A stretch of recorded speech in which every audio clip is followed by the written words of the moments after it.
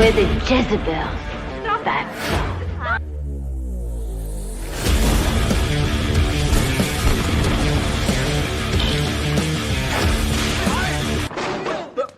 Here I come. I want you to get up right now, go to the window, open it, and stick your head out and yell, "I'm as mad as hell, and I'm not gonna take this anymore!"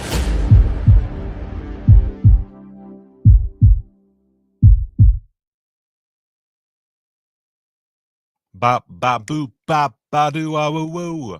It's another episode of Quadruple B and New. All right, let's just dig in. This is going to be a pretty short episode of Quadruple BN. I have to leave the house around 12:45. It is now 11:46 a.m., so it is just about that time. So let's just dig in with what we got here. Iced is here. That's really the only big news item. We'll dig into the daily deals and we'll go back over what we've seen for this past week. But yeah, the big thing is Iced. We've got a limited edition deluxe LED VHS, only 171 left in stock out of 400 units. So that has gone pretty fast. You can see that there. Pretty cool, pretty cool. Not something that I'm going to be spending money on, but I do think pretty fucking sick overall that their LED Iced VHS. I have nothing else to say about that. But the big deal here is Iced, which there's over 2,000 units left in stock. Josh points out it's under 2,400 copies, and that is 4,000 total units. This one could very well sell out. This could be another Cannibal. I'm not entirely sure about that, but it does feel like it's moving pretty fast, and people were pretty pumped. That means that we're also going to see a lot of people buying to sell. So this should go pretty fast. At the very least, I'll be pre-ordering my copy. I'm going to go ahead and pop that into the old cart.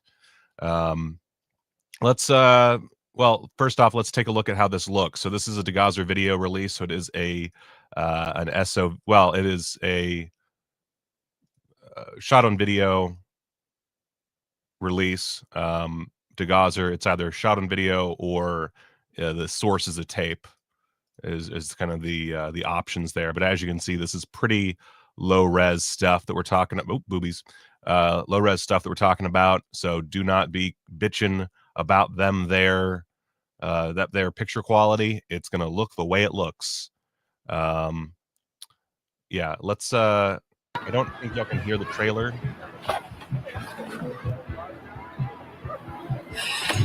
But you can kind of see, yeah, What do you say, the Corey? trailer does look a little One better. last race, just you and me. What do you say you back off already, Jeff? No, you back off. She's with me. Oh, sick, you can hear. Okay.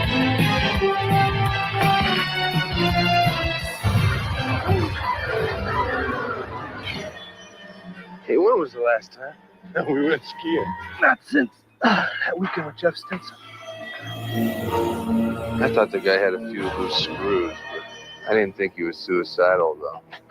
Pardon me for saying this, but you all look prepared for a funeral or worse. Relax. Marshmallows? No. Jeanette, what do you think you're doing out there? Would you two just please both be my friends for 5 minutes and help me with this?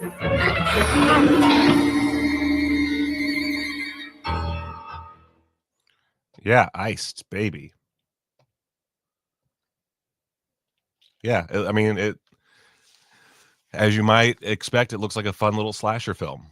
Let's take a look at the plot synopsis. There we go. Sorry, I had a brief stroke there because I lost my window. There we go. Okay, so apparently if I just share a tab, the audio will go through fine. So that's my new note to self with StreamYard. If I'm sharing a Chrome tab, the audio will go through fine. Cool. Awesome. All right, so a group of friends head off for a fun-filled getaway in the snowy mountains where they've unexpectedly been offered a free stay at a luxury ski resort.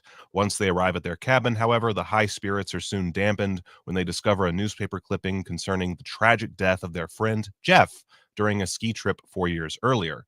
It's clear that someone holds the group responsible for the accident.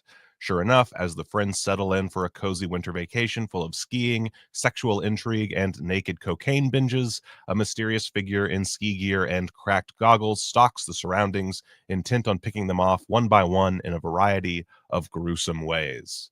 The directorial debut of Jeff Whitney, who would go on to helm 1989's Beyond the Door 3, baby. One of the classics. Iced, which began life under the title Blizzard of Blood, is a deliriously entertaining snowbound slasher penned by and starring Berserker star Joseph Allen Johnson, alongside a scene-stealing performance from Lisa Loring, the original Wednesday Addams. Featuring an astonishing amount of bare skin and a host of fun kills, including death by jacuzzi, icicle, and a glacially paced snowplow, Iced is at long last thought out by DeGazer Video for its Blu-ray world premiere. Newly restored from the best available tape master and loaded with a wealth of brand new bonus features. Hell yeah. We've got, of course, again, from the best surviving tape master, that's to be expected, commentary track with the director, Jeff Whitney, and special features producer, Ewan Kant. Wow, Ewan on the commentary. Cool. Commentary track with Hysteria Continues and author film historian Amanda Reyes. So 2 commentary tracks, both of which found to be pretty fun. Really happy to see that director commentary specifically. Introduction to the film by the director, a 22-minute interview with the director, and then an actor interview 20 minutes long with Ron Kalogi, and on-camera film school, an interview with second assistant director Rodney Montague. An image gallery as well. I like that my quadruple BN is there. Yeah, cool. So let's look at the daily deals, because I would like to get this cart sorted quickly. As far as what we've got here, well, first off, the Lost Pictures show set. I know I haven't gotten around to actually reviewing it yet because I have not finished it. And honestly, it's been taking so long that I'm gonna have to revisit the movies I've already watched, which is daunting. But highly recommend the Lost Pictures show set. It's a lot of fun and is a fascinating little slice of film history. Not all of the films are worth really watching more than once. Some of them are pretty shitty, but I still think it's a worthwhile collection. And at $48, I mean, come on, you can't really go wrong there. Moon of the Wolf is fine.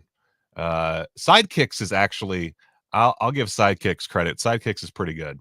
And I actually worked on this release. I worked on Sidekicks. I worked on Moon of the Wolf. What else? Did I work on anything else in this batch? No. The Adam Rifkin Film Festival, 70% off. Okay, well that one goes to the old cart. That's for sure. That one is one that I want. The Full Moon trilogy. I believe that's a Mumblecore trilogy, if I'm not mistaken.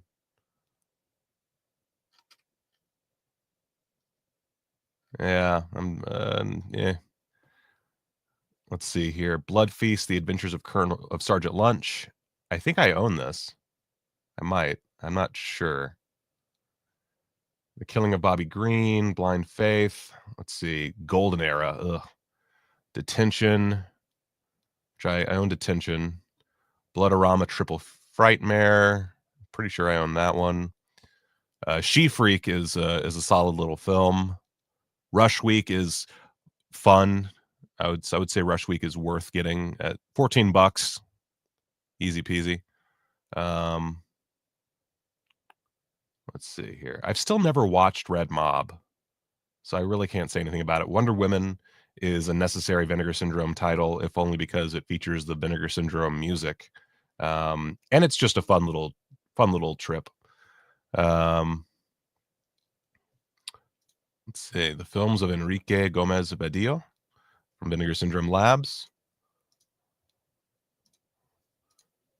This one intrigues me. Let's see. It's a combined 257 minutes. Let's see. Verano Salvage, aka Savage Summer, is an erotic exploration of an illicit threesome at the beach besieged by violence and is a notable representation of Badillo's typical blend of sexually confrontational storytelling and traditional melodrama, ostensibly following a woman on her journey of sexual discovery but rife with homoerotic imagery. Okay. I'm in. I'm cool. Okay. I can do that. I'm tempted by Dr. Terror's House of Horrors as well. Very tempted.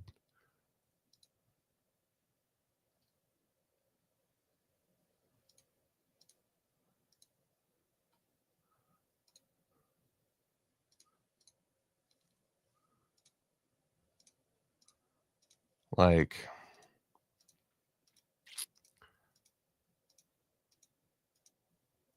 the question is, would I rewatch it a bunch? I don't know, but I like a good anthology.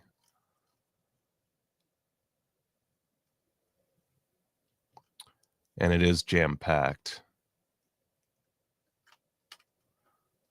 Well, let's see what it does to my cart. Let's see how the cart looks. 75/16. All right.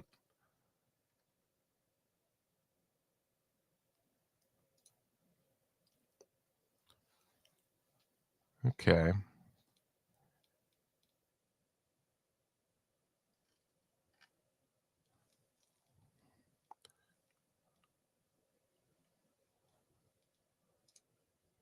Let's see. Any thoughts on Grindhouse Video's recent video about being shut out of ordering completely by Vinegar Syndrome and OCN? I did not see that video, so I don't have any thoughts.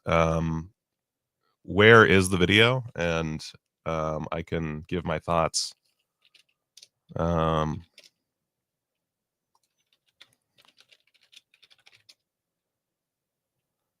is it one of their live streams? Because if it's a live stream, that's going to take a minute to go through. But I mean, my basic thought, just on like not knowing the specifics, is that it's shitty. Like, but I also recognize that Vinegar Syndrome deals in a very well, no, even the fact that there's a lot of limited edition kind of stuff. I would need to know the details. That's really the long and short of it. So what else did we get this week? Child's Play, a Sidney Lumet film, which is cool. I really like this cinematograph shirt. I'm not going to buy it because I have too many shirts, but I think that's really a delightful t-shirt. Terror Knots.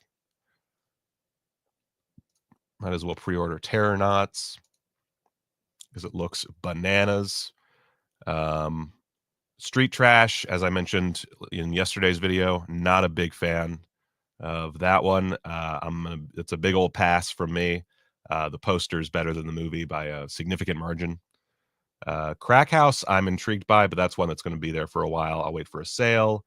Bang the Drum Slowly, I don't know that I would ever really want to revisit, but at the same time, I'm kind of split on Bang the Drum Slowly, because it's been so long since I actually watched it that maybe it's something I would want to revisit. But I'm not going to buy it because, again, that'll take a while to sell out.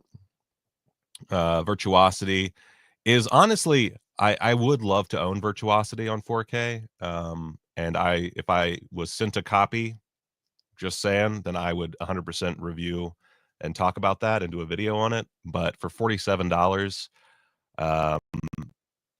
as much as I would like it, that's too much for me right now.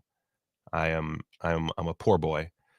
Deranged, similar thing, $37. I would certainly enjoy owning Deranged. I don't know that I need it that badly. Yeah, and then I already mentioned before that Curse of the Devil doesn't really hold a lot of sway with me because I'm not a big Paul Naschy guy. The fact that it's 3 films and 2 of them do not feature Paul Naschy does intrigue me, but again, I'm gonna pass on that. And then Seventh Curse and Witch from Nepal are ones that's one that I borderline would love to like. I would, if I didn't already own the Seventh Curse on Blu-ray from 88 Films, I would buy, but I'm a little torn because while I would like Witch from Nepal, I don't really need to buy another copy of Seventh Curse. So it's a tough one. Let's see, we've got more from the comments. Jesse from Diabolic also mentioned he wasn't able to sell Arrow's Texas Chainsaw Massacre 2 4K release because of Vinegar Syndrome. Well, that's shitty. And then let's see, live stream 339, around 40 minutes in, essentially he decided to stick the UK release of Cannibal in addition to the VS release, and OCN has completely banned him from ordering from them. Oh, well, that's shitty.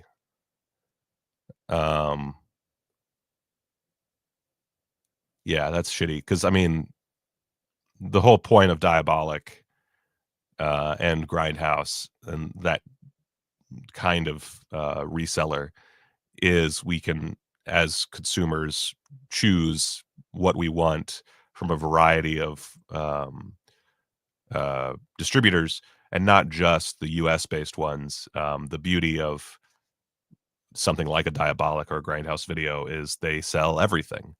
And so to try and restrict that is, yeah, not great.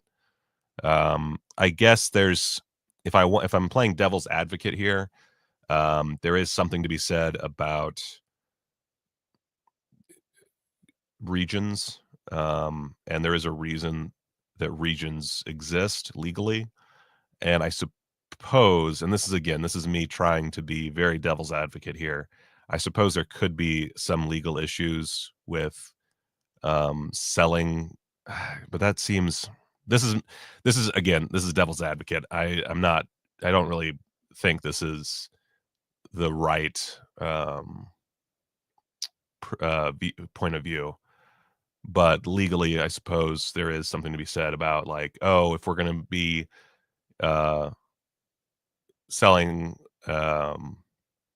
at a low cost a lot of these releases to be resold by Diabolic or Grindhouse Video, the people who we bought the rights from expect us to be selling to that region. And then if you're selling someone else's region, then that mixes things up too much, I guess. That's one of those things where I don't feel comfortable being, I'm not the arbiter of morals in that realm. I rarely am at all, but that's a tough one. I do think in the end, what Vinegar Syndrome's doing as an outsider looking in is shitty. So that's what my opinion is there. It won't stop me from buying from them, but it certainly degrades my opinion somewhat. Anyway, so DeGazer and Vinegar Syndrome Labs. I also I did, of course. Let's see. Do they immediately throw points onto your purchases?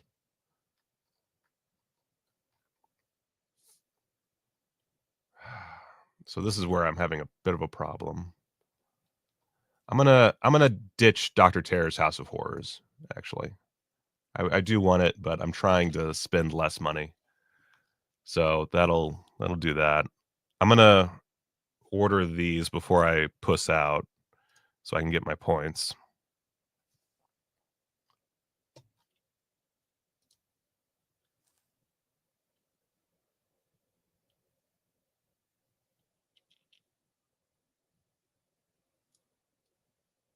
Oh, I see.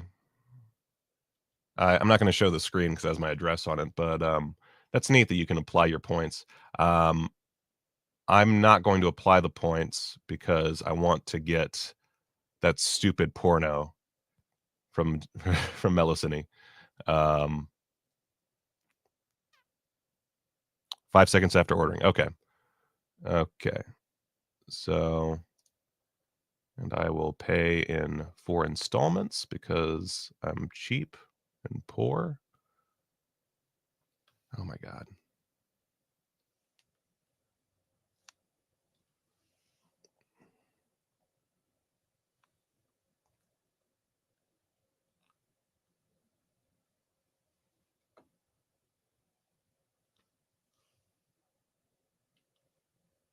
Oh my God.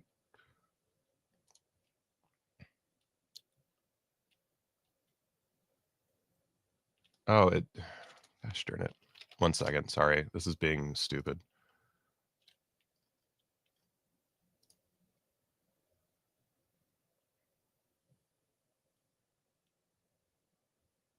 Let's see. Blah, blah, blah.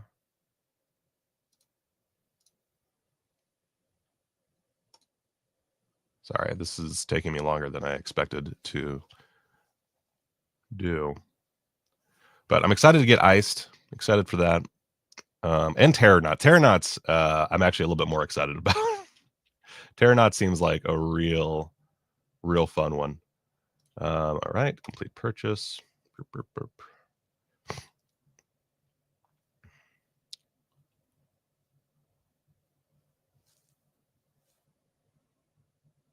Cool. All right, so I bought the films of Enrique Gomez Vadillo, the Adam Rifkin Film Festival, both for $12, and then I pre-ordered Terrornauts and Iced. So let me go back to Vinegar Syndrome, pop that screen back up. There we go. First thing I've ordered since 2023. See what I do for you people? I'm joking, of course. All right, I have 392 points. Cool. So that means we can go over to Melusine. That means I do have to buy something else.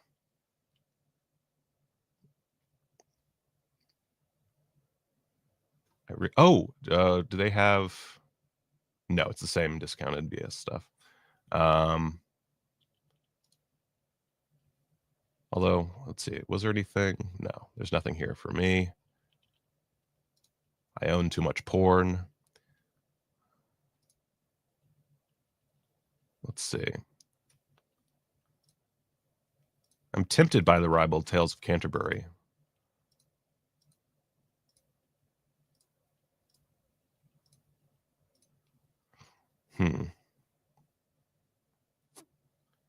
Features Peter North. Neon Knights, however, I believe has Jamie Gillis. And that intrigues me a little bit more.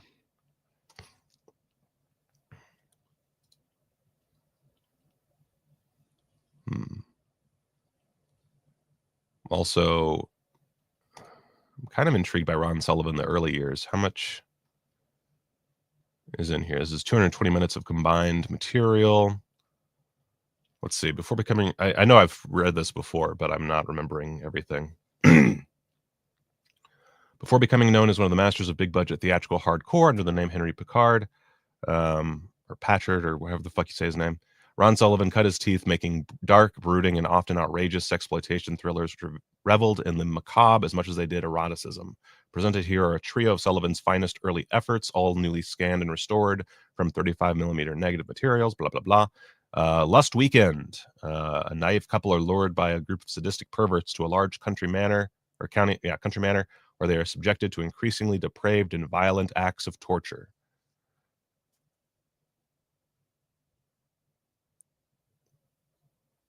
Oh, that's interesting. In the time I've been streaming, another 100 copies of Iced sold. Man, that is moving quick. Yeah. I really want this Ron Sullivan the early years. This intrigues me quite a bit. This is kind of my cup of tea, my brand. Oh, God. Oh, geez. Oh, geez.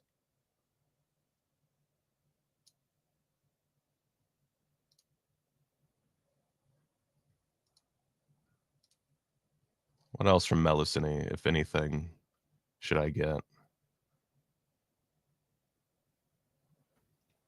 Master of Gay Erotic Manga? I mean, I'm kind of intrigued by this, but for $65, I'm less intrigued. Huh, that's neat. Yeah, some of the books intrigue me, but can only go so far. They've put out so much cool stuff.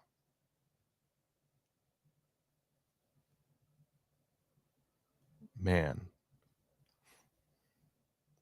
Sex Demon. Oh, Roommates, of course. I really want Roommates.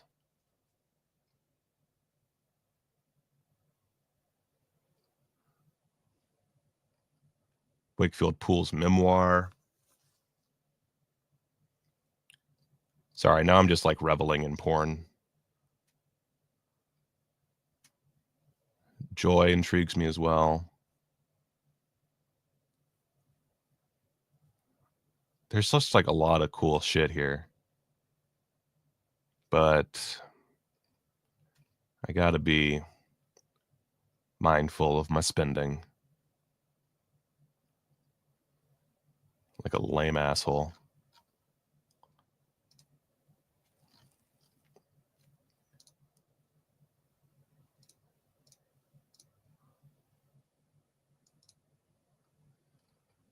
Let's see.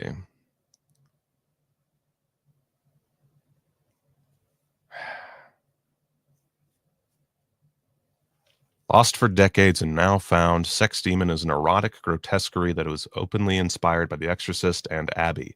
John gives Jim, his lover, a medallion as an anniversary gift, but all hell breaks loose literally when the medallion causes Jim to become possessed by a sex demon and wreak havoc on New York's gay cruising spots. Never released on home video, J.C. Crickett's Sex Demon is a crucial piece of queer horror history. Well, fuck. Okay. That'll do it. That'll do it for me. All right, and then go to Media Club. Hot Summer in the City. Can't believe I'm doing this.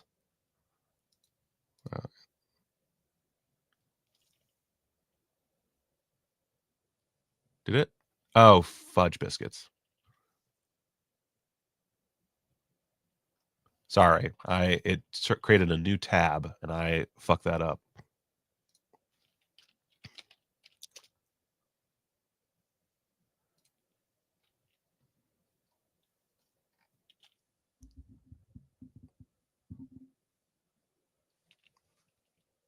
That's probably for the best. You missed a lot of boobs.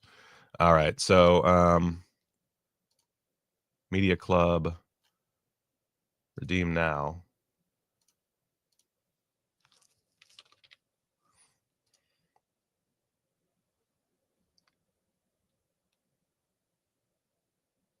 Just let me redeem my points. Let me redeem my points. Add it to the cart. Okay.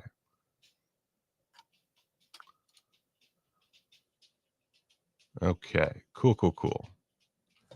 All right. Give me 1 second to do this.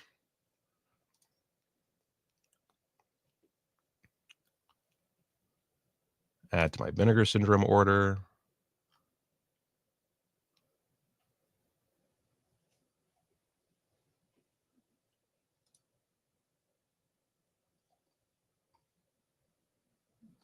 And all right, 1 second.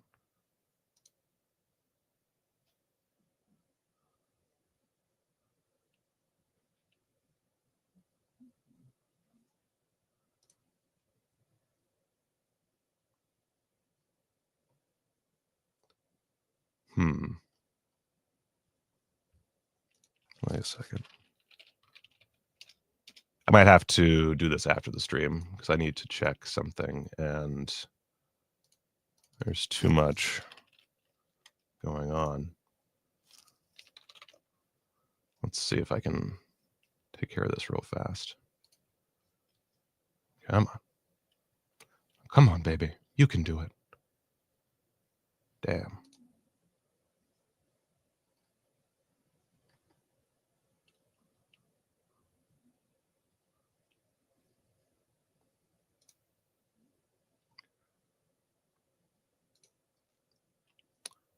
Okay, so I will have to.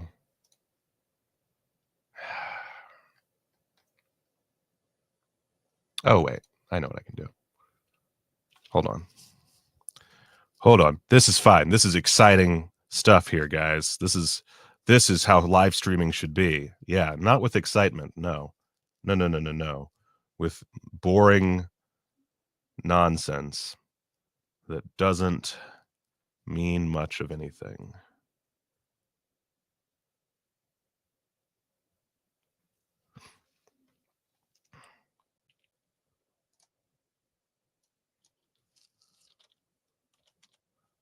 Okay.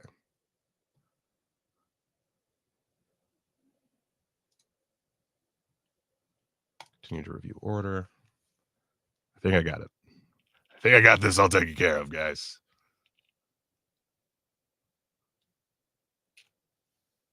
Cool.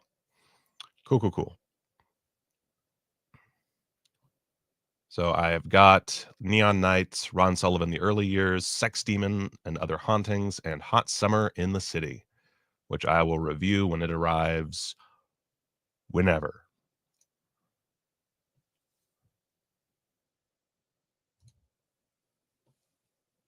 Yeah, so Neon Nights has Jamie Gillis. I couldn't pass that up. I'm intrigued by The Ribald Tales of Canterbury, and there's several others that I'm intrigued by, but Ron Sullivan, The Early Years, is an interesting bit of erotic history. And there's some other stuff. I was intrigued by The Passion of Gengoro Tagame, because it's just gay manga, and I think that's phenomenal. But $65 is a lot of money. And yeah, there's a lot of stuff, including some boobies. I love the handkerchiefs, by the way. I think that's amazing. I'm not going to buy one, but I think that's a delight and a half. And a lot of books that I'd like, although I mostly read on Kindle now. So these are things that I'm going to have to look for on Kindle and hope that they are there.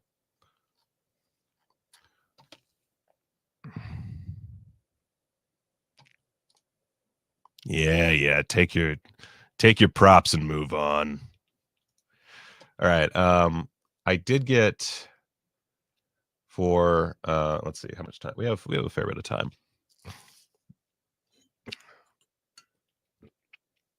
Although I would like to eat before I leave, so maybe I shouldn't do anything else. Maybe that's it.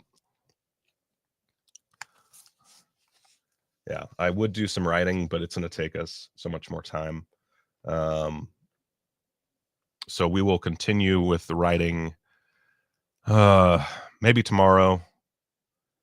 My plan to stream every day has gotten a little out of whack. I've got something happening Thursday that might throw a wrench into plans for that day as well. So we will play it by ear. But as we can see, I did my due diligence. I bought a bunch of bullshit, and yeah, I feel fine about that. I feel fine. I need money. So I will review these when they arrive and try to get back into my old tricks. Yeah. So yeah, let's end this here. I got a great. Actually, you know, I'll end with a comment. I'll read out a comment that I got for the last stream. Let me move over here.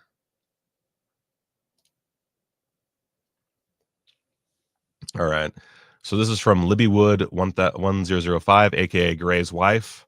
I'm just going to read it out because it's just text. And this is in regards to the screenplay that we are writing on the stream. She had some ideas. 1 second, let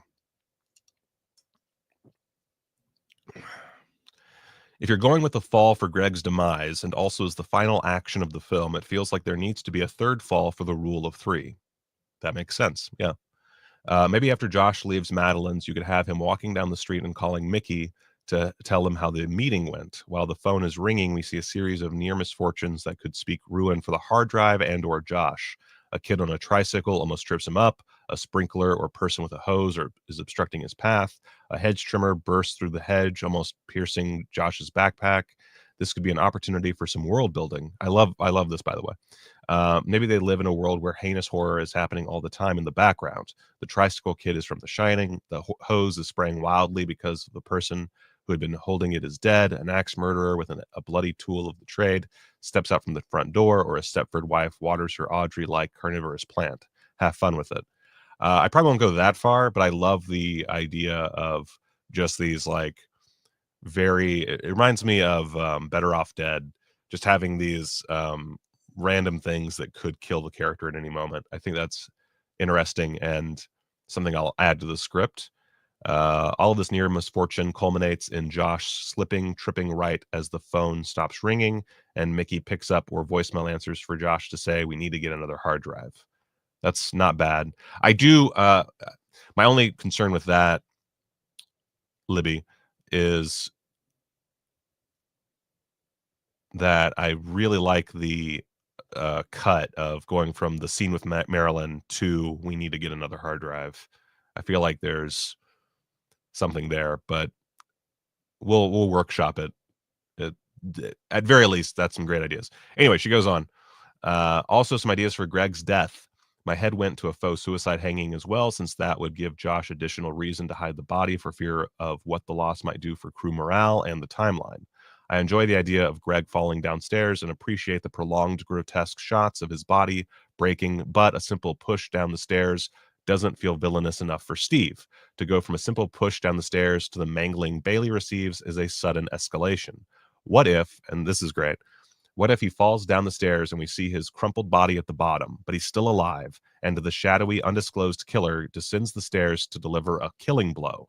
A simple smash of the head would still look accidental, but also be a lot more brutal and personal than a simple push. Hope this helps, Gray's wife.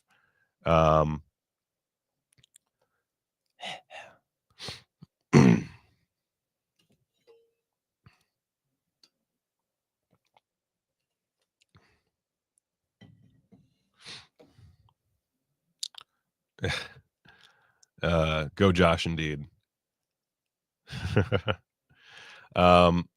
So yeah, that was Libby's suggestions. I'm gonna implement those, not right now, because again, I would like to grab a sandwich or something before I leave, and I only have 20 minutes to do that. But yeah, this is very helpful. If anyone would like to make suggestions or more suggestions, please do so in the comments of these videos. It helps boost us in the algorithm and helps me to write a fucking script, which is, whew. Oh yeah, Gray, thank you for your wife's input. I'm now going to end the stream now that you're here, because I've got to go. But thank you guys for joining me for this quick little quadruple BN diving into Iced and what we got from the Vinegar Syndrome subscriber week. I would say overall pretty successful week. I'm not too thrilled by the stuff about Vinegar Syndrome not allowing suppliers to stock their titles. That is weird to me, but I don't have enough information to really give it my full opinion. I will try and get on that and form an opinion. And yeah, I think good show from Vinegar Syndrome. Until next time, guys, go watch a movie. It's gonna take me some time to give you all that is mine. I'm looking ultra fine from your view from behind. It's gonna take me some time to give you all that is mine. I'm looking ultra fine from your view from behind. My phone, working play out. You got what's coming, you gonna shout. Sit right down, boy, hands in a cup. I'm gonna show you exactly what's up. Gonna give you that booty flavor.